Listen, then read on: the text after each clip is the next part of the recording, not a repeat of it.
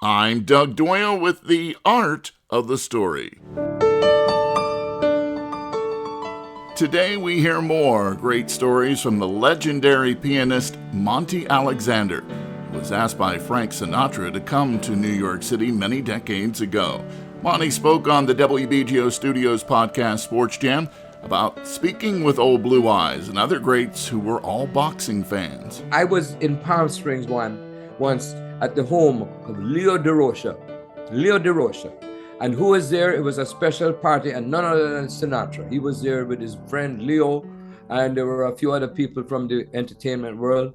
And Sinatra was at the bar, was nursing a drink, just kind of by himself while all the other people, a millionaire, just actually standing there. And I walked up to him and I said, "So you've been watching boxing, or you've been keeping up with boxing?" He said, oh yeah.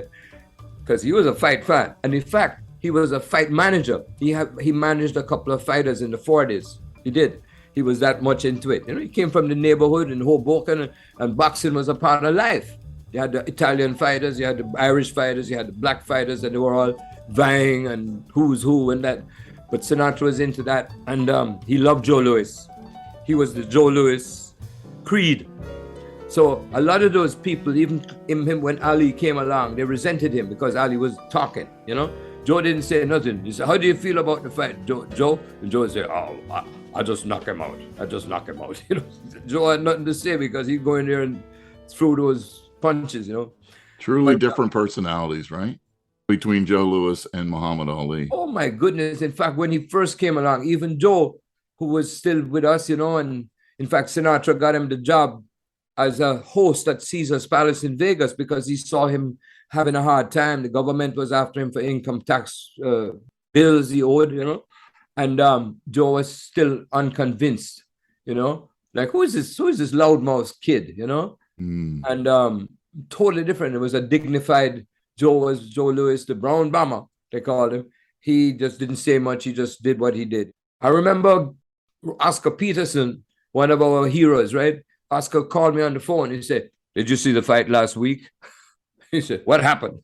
And I'd give Oscar Peterson a blow by blow about whatever the fight was because he was into it and he couldn't see the fight. And he said, maybe Monty saw the fight. So one of the things I shared with Miles, I went to the fights with Miles on a couple of occasions, went down to the Garden to see, and I remember Jimmy Ellis. It was a close circuit.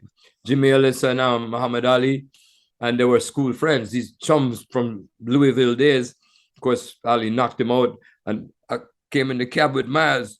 So as soon as we got there, Miles disappeared. He saw some lady across the place, Those were the days when some of the guys would wear fur coats, it looked like Superfly. You can hear Monty Alexander on my podcast Sports Jam at wbgo.org/studios. I'm Doug Doyle, WBGO News.